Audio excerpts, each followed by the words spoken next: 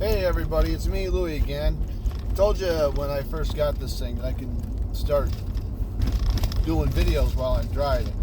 Today I was figured, what the heck, I'm going to do it again. The angle's a little off because I'm trying to avoid the steering wheel and the gear selector, but maybe we can figure this out. We'll see.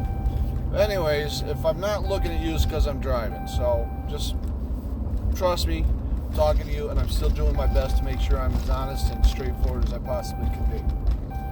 Anyways,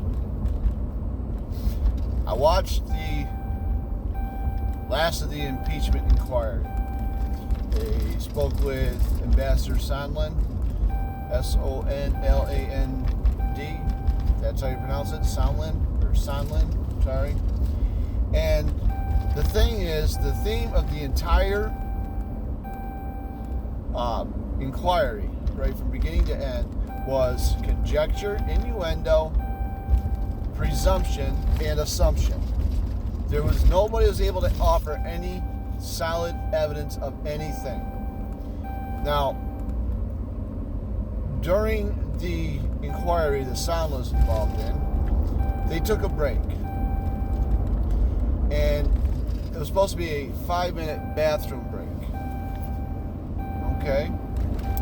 Well, it turned into something longer than that because the Dems wanted to go out and hold a press conference about all the bombshells that went off when the ambassador had done his opening statement and answered a few questions.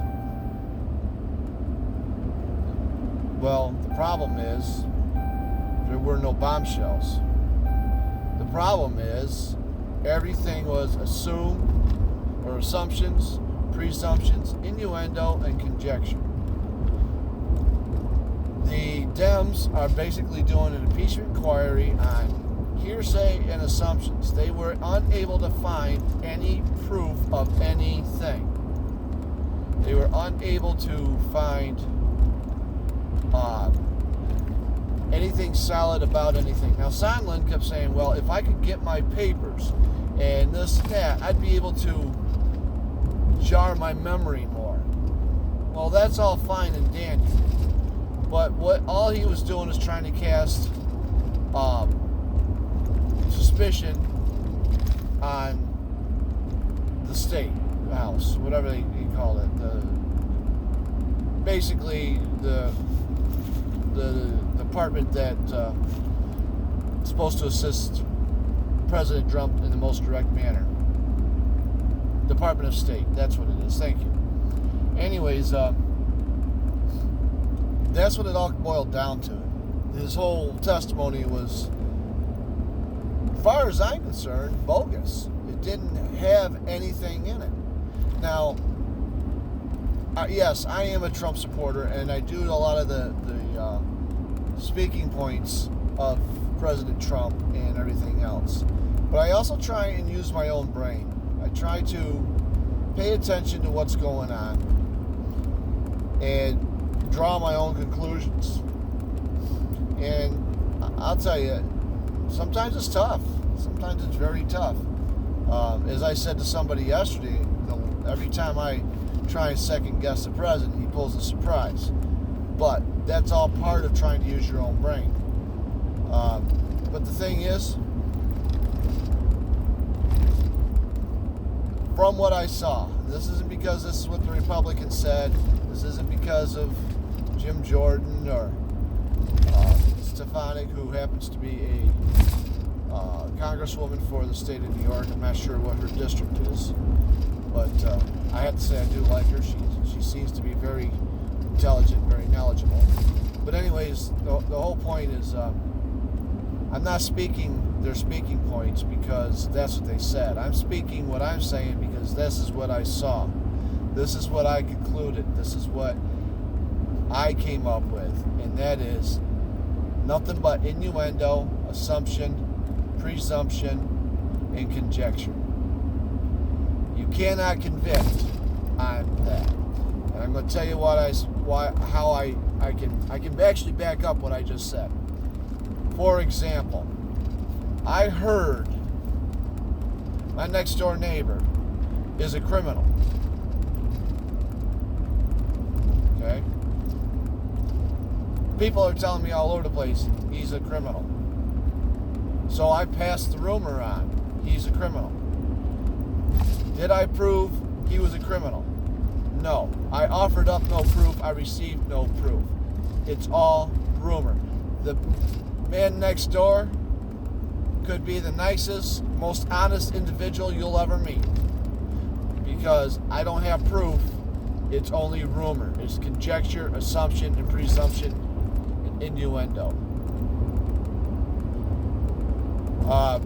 Soland said that Giuliani came, spoke to him, spoke to everybody there in the Ukraine, and didn't come right out and say that what President Trump wanted was quid pro quo, but he, I wish I could, just give me a minute, I'll see if I can come up with the phrase.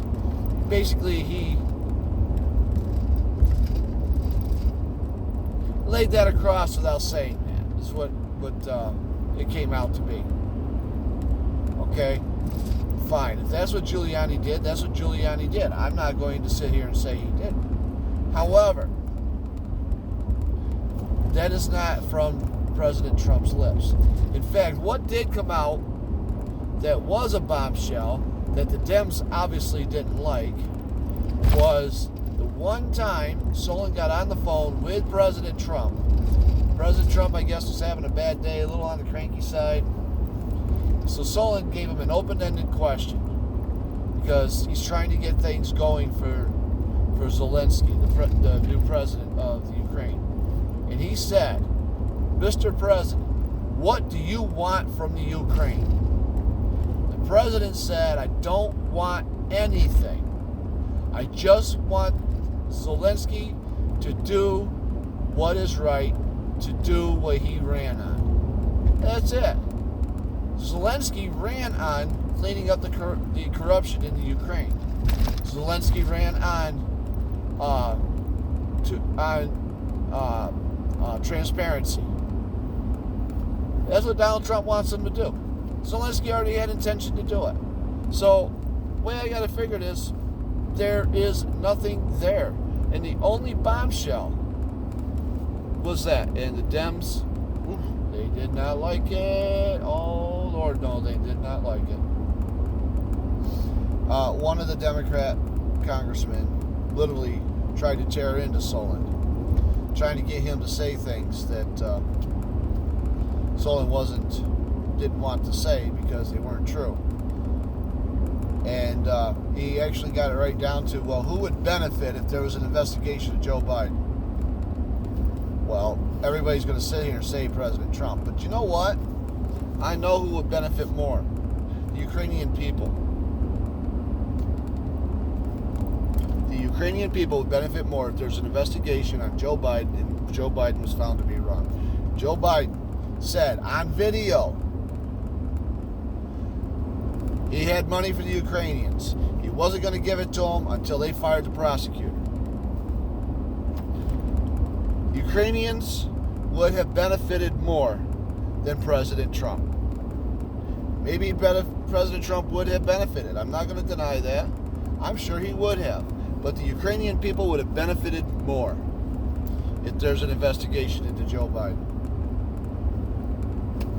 Real simple. So, all right, listen, I'm going to have to let you go. I don't want to spend my entire trip talking. I'm starting to get a little hoarse from the lack of fluid in my voice. So I'm going to let you all go. You all have a good day now. And I will talk to you again real soon. Thank you.